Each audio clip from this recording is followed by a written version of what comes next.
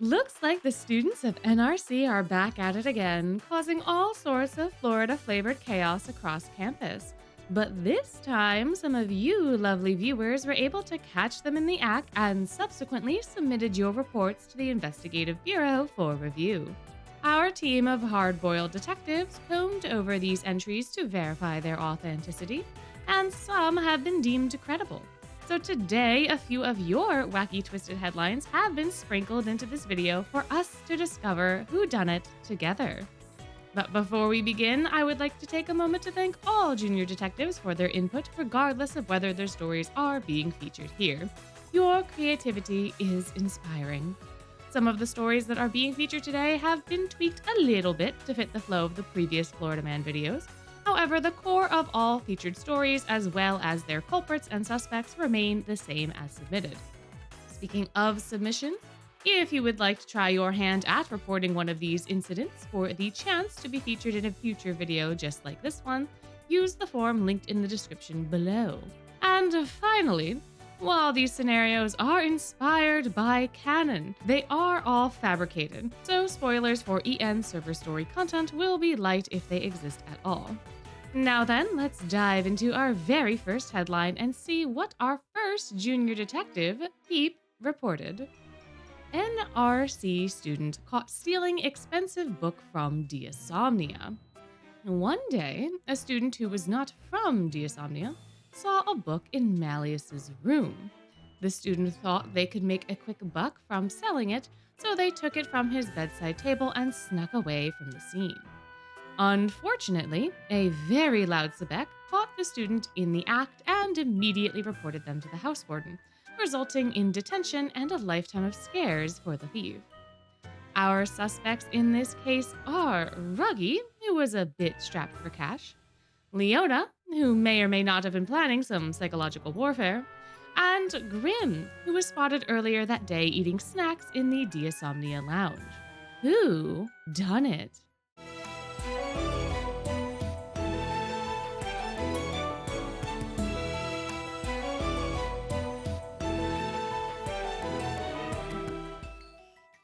Now, going off the context of the scene, I'm personally of the opinion that it had to be either Ruggy or Grim.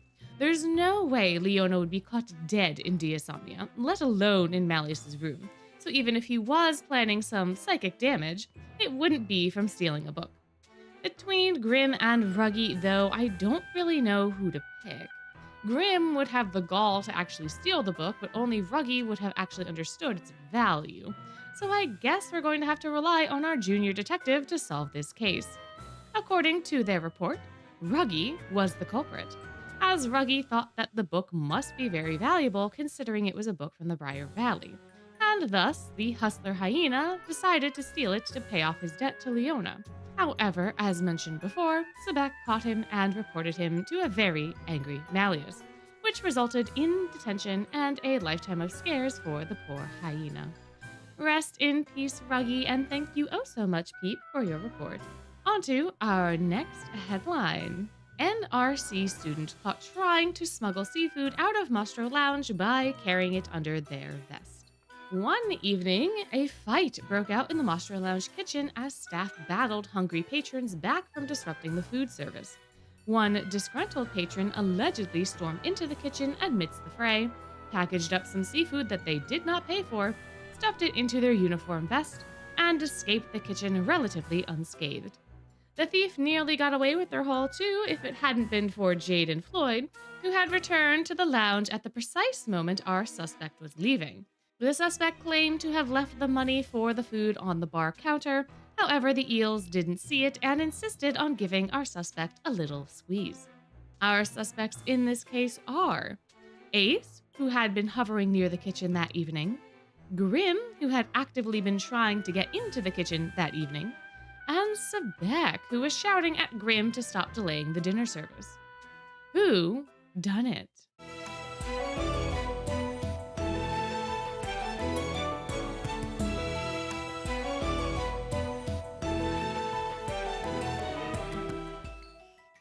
Perhaps surprisingly, if you said Sebek, then you'd be correct. Unlike our other fish smuggling incidents, this one was truly a misunderstanding. You see, Grim had been trying so desperately to get into the kitchen because he and Ace had set a wager. Whoever could sneak an extra appetizer to the table would be able to eat it. The two were so confident in this idiocy because Jade, the manager on duty that evening, had left the lounge to find Floyd, so the establishment was not nearly as secure as it should have been.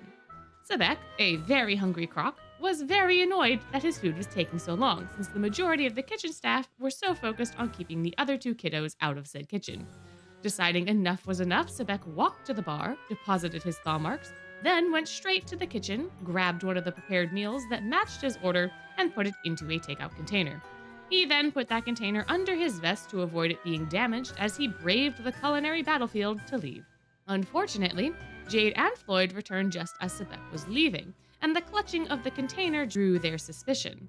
Given how many other fish-related swiping incidents the lounge has had this year, the two jumped Sebek prematurely, but eventually the misunderstanding was cleared up when the bar thaw marks were discovered and counted, leaving only Ace and Grim to deal with the consequences of their actions.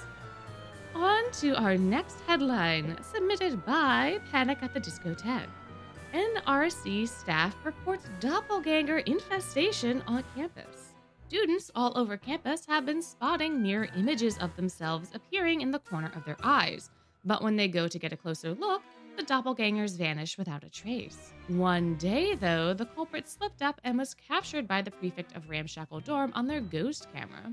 They managed to get a picture of the offender before they disappeared, and after a little investigation with that photo, the culprit was captured and reprimanded. Our suspects in this case are Hader, who's known to make clones that can disappear and is good with makeup; Lilia, who's a well-known prankster and has been seen disappearing and reappearing with magic; and finally, the Ramshackle Ghosts, a mischievous trio who might have gotten bored during winter break and wanted to cause a little chaos. Who done it?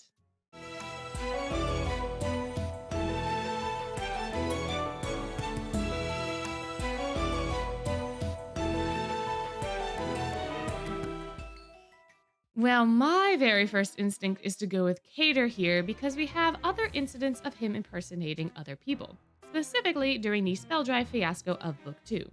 The only problem he would have faced is the logistics of getting other dorm outfits, since the ones he had in Book 2 were on loan from Lilia. However, these two buddies might have been cooking up this little prank together, so perhaps the outfits weren't a problem. This is all just conjecture on my end, so let's see what our junior detective found out during their investigation. The real culprits in this case were none other than the Ramshackle Ghosts.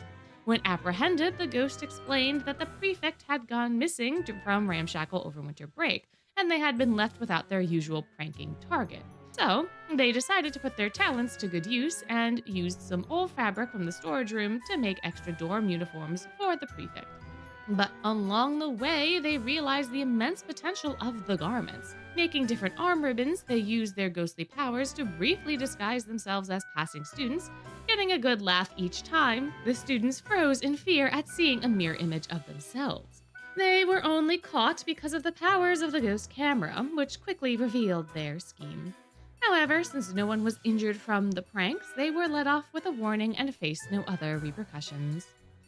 My, who would have thought that it was these three? What a lovely time. Thank you for your contribution, Panic at the Discoteque. But now it is on to our next headline. NRC student broke into Ramshackle Dorm, did homework, and cooked dinner to avoid angry housewarden. One evening, the Ramshackle prefect was startled to find someone else living in their home. This squatter, a student with whom they were familiar, had decided to live in their dorm until further notice to avoid being punished by their housewarden. The student allegedly already did the majority of their homework and was preparing a meal for themselves and the prefect to convince them to let our suspect stay hiding out in their dorm. Grim immediately agreed without consulting the prefect since food was on the line, but also immediately sold out the suspect post-meal when their housewarden came looking for them. Our suspect vowed to seek vengeance, but is currently too preoccupied being reprimanded by their housewarden to take such actions. Our suspects in this case are Ace, who had broken a rule or two that day; Apple, who hadn't washed his face that morning; and Floyd, who may have eaten all of Mostro Lounge's salmon for lunch. Who done it?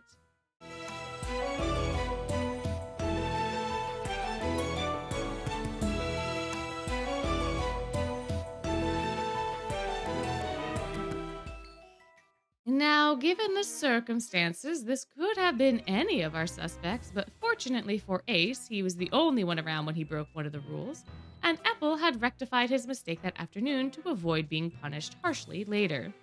Floyd, on the other hand, had no remorse and enjoyed every last bite of salmon, not realizing until it was too late that the fish was meant for a special party later that evening. Knowing he'd get roped into some sort of ridiculous punishment like he did for the strawberry incident, Floyd instead decided to run away until Azul had cooled off. Figuring the easiest place to hide would be ramshackle, he broke in by entering the already unlocked kitchen door, did his homework, and then decided to cook when the mood struck him. Sharing this food had been an easy call since Baby Seal loves the stuff, and it was something Floyd was doing anyway, so why not get some perks out of it? What Floyd hadn't fully anticipated was Grimm delightfully ratting him out, and there are whispers that Azul's lecture is still carrying on to this day. Our next headline was submitted by OfWayneAndPuppets. What matter of tale awaits us? NRC student crashes stolen blast cycle, claims not to know why he was sitting next to it. Much to the chagrin of many a student trying to enjoy a quiet day on NRC's campus, the silence of the afternoon was suddenly interrupted by the sound of screeching tires, followed by a loud crash.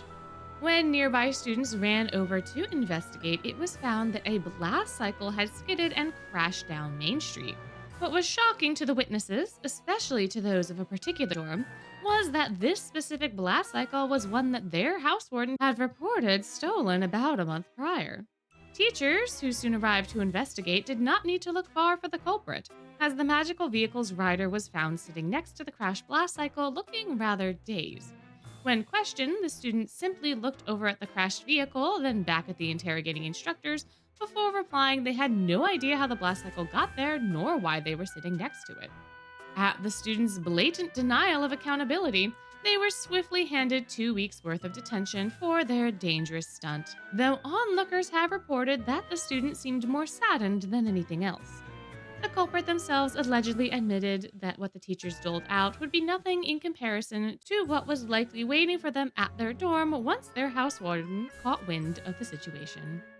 Our suspects in this case are Deuce, who is known to be a blast cycle enthusiast and has a house warden known for having no tolerance for the shenanigans of their dorm mates. Apple, who is also a blast cycle enthusiast and is familiar with being on the receiving end of their house warden's wrath. And Floyd, who has been known to steal rideable contraptions when bored. Who done it?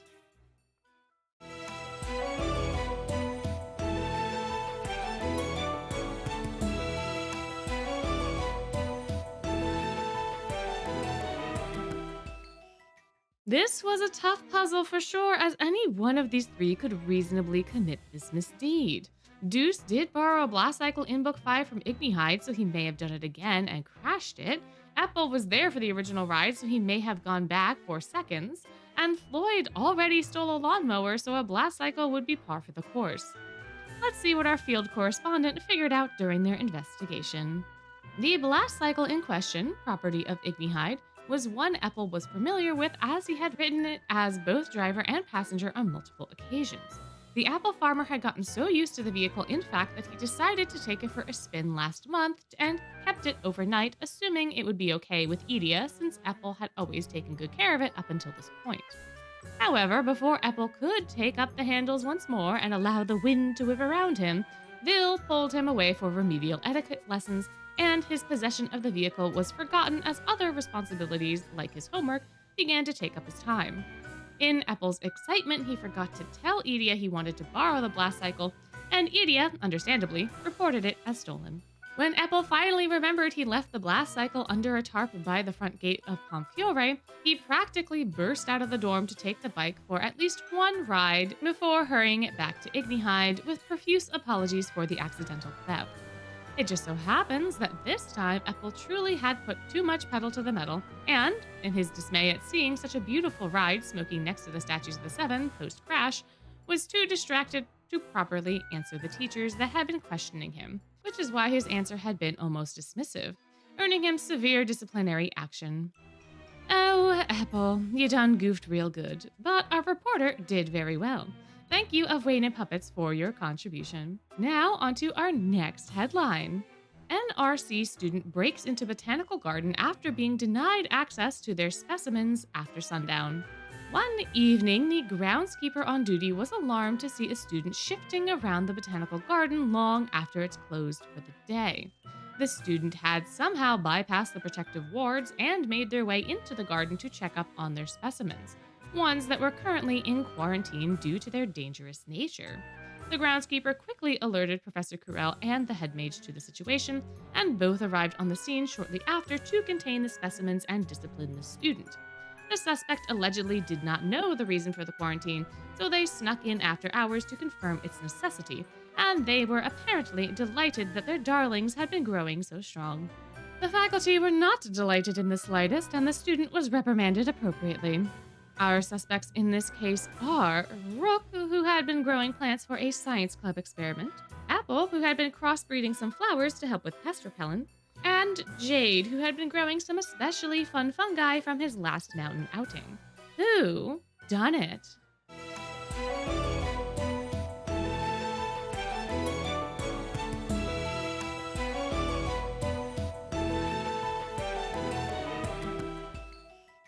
The botanical garden specimens belong to none other than Rook.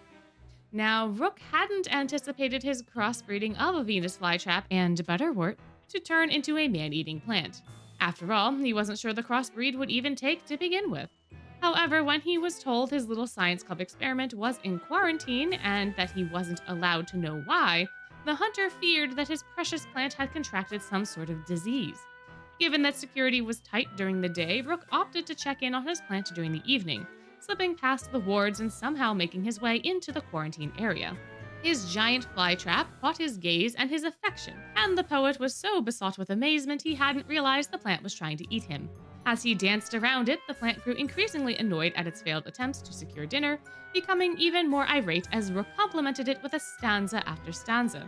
Crowley was able to seal the jaws of the monster with his tough love, and Curell was able to talk Rook down from his blissful stupor, the pair delighted that he was unharmed but equally disappointed in the hunter's whole breaking and entering thing. Due to this danger and the types of kiddos on campus that would no doubt just get eaten by the plant via their sheer negligence, Rook's creation was incinerated, and that was punishment enough for Rook. Our next headline was submitted by Lilia Van Rouge. Didn't think you'd see him submitting a report, did you? Well, he did, and it is the case of the NRC student and the stolen pillows.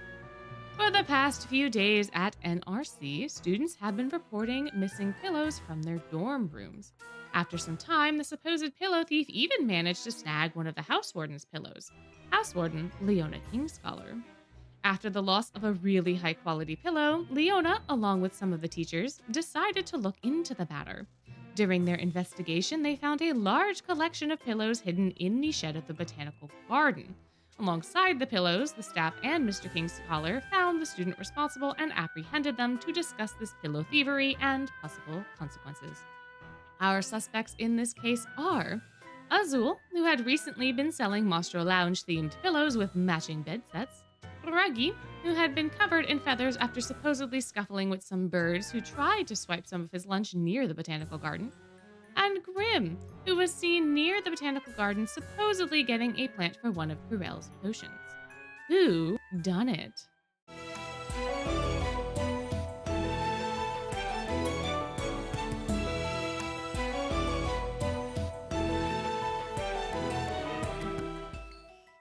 Now, if you ask me, this crime could not have been Azul, since the octopus is merely profiting from the occurrence with his pillow merch that's totally 100% coincidental with the pillow thievery.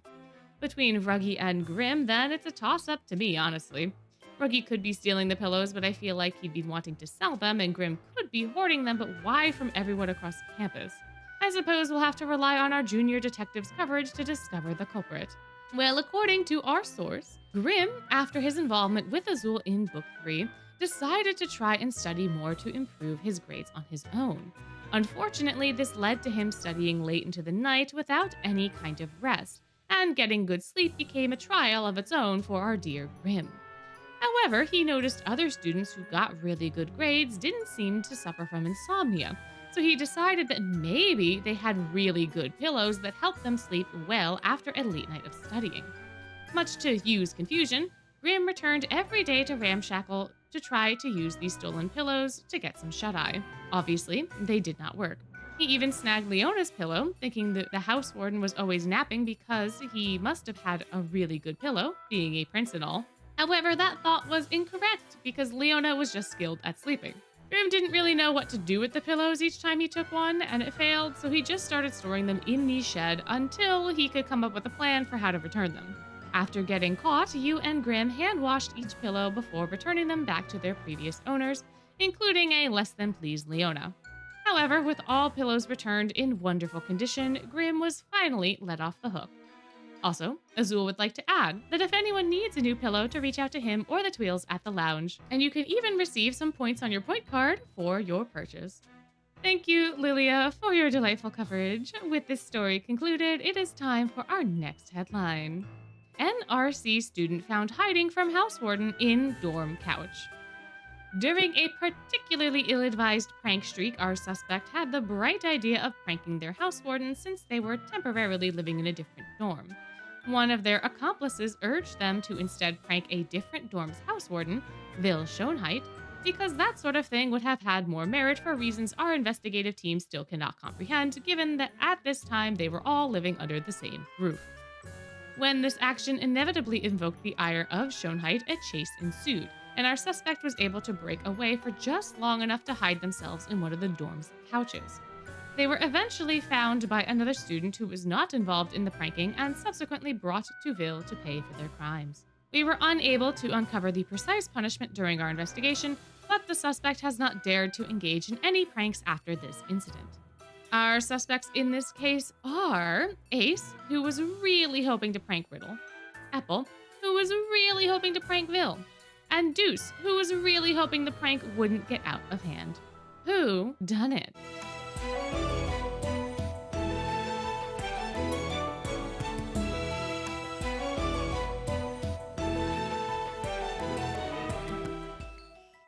Well, I hate to say it, but it's always Ace, isn't it?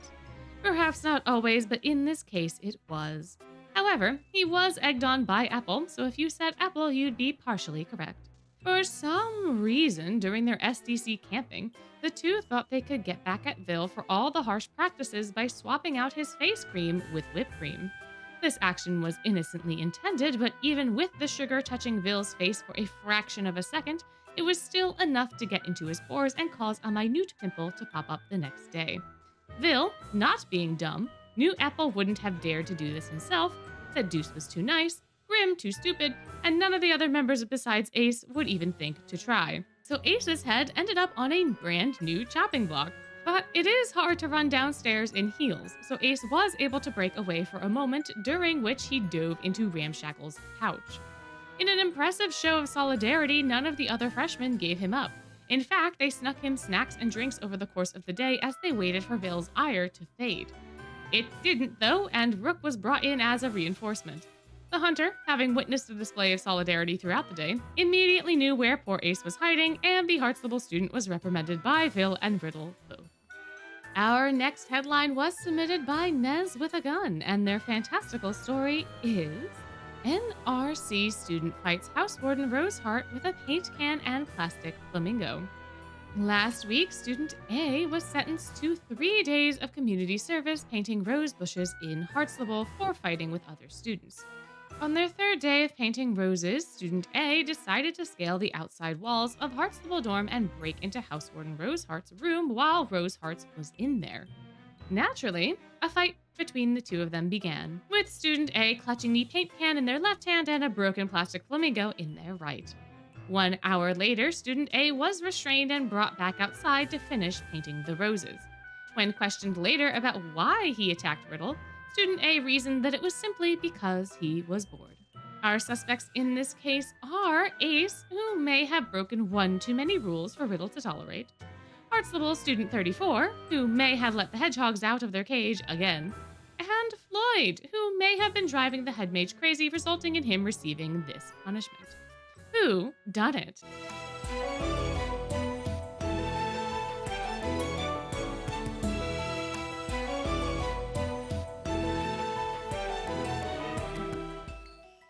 Goodness me, can you all believe that this one was Floyd?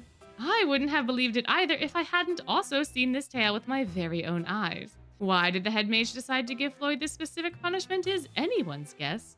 Why Floyd actually put up with 3 whole days of rose painting is a secret only he and God knows. But like with many things, Floyd got bored, and when Floyd gets bored, chaos emerges. According to our junior detective, Floyd grabbed one of the plastic flamingos that were being used as lawn decorations to use as a climbing axe. He scaled the wall expertly as he smashed the beak of the flamingo into the space between bricks, eventually shattering the beak entirely. However, by the time the flamingo broke, Floyd was already at Riddle's window, and once the eel saw Riddle inside, it was game over. The struggle lasted for an hour, with Floyd using the paint can as a shield and the broken flamingo as a sword, deflecting all of Riddle's spells with his own unique magic. The dorm was thrown into chaos, things other than Floyd were likely burned to a crisp, but at the end of the day, the roses did get painted and nobody died, so according to the head mage, and I quote, it all worked out in the end. Thank you so much, Nez, for your coverage of this delightful tale. Now then, since this is your Florida Man stories, we'll end off our video on another submission. This one by lixxiio sparklaide. An RC student caught yelling aggressive French phrases in campus library.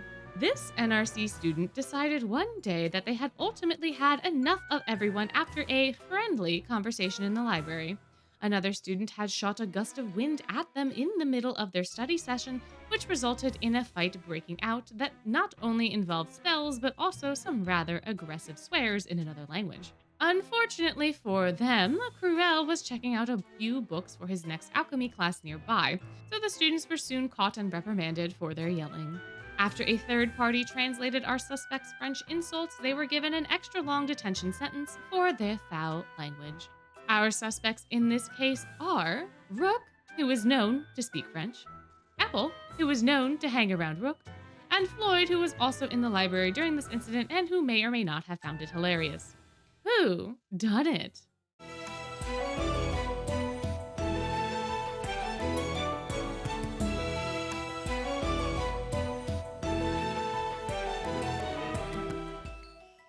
In this case, I really wanted to say Rook, but I feel like that's too obvious here.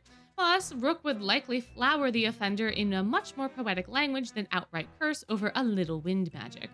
I have no idea if Floyd knows any French, but I can absolutely see Apple begging Rook to teach him some swears in the language, so I'm gonna go with Apple here. Let's see if I, and maybe you, if you guessed Apple too, are right by turning it over to our junior detective. When studying with Ace and the other first years, Ace and Grim began to bicker over the correct answer to their history exam. The others, including Apple, attempted to ignore it for some time before Deuce got tired and asked the two to quiet down. However, this only spurred them on further until it became a full-on argument between the three. Eventually, Apple grew overly frustrated and burst out insults in the language he was conveniently required to learn by Rook, French. All three were punished for the outburst, but only Apple received the extra days for his dirty mouth ways. Thank you, lixxiio sparklaide, for your delightful coverage, and thank you again to everyone who submitted a story, even if it wasn't featured. Goodness, these were all so fun, weren't they? You guys have such wonderful ideas, and if this video has inspired you, dear viewer, and you'd like to submit your own story for a chance to be featured in a future video just like this one, please check out that form in the description below. While you're scrolling down there, let me know your thoughts on this video and this series in the comments too. Did you have fun? Did you get all the culprits correct? Let me know. If comments aren't your thing, you can always like and subscribe to show your support. And before you go, I'd just like to remind you that you're amazing, and I hope you have a wonderful day.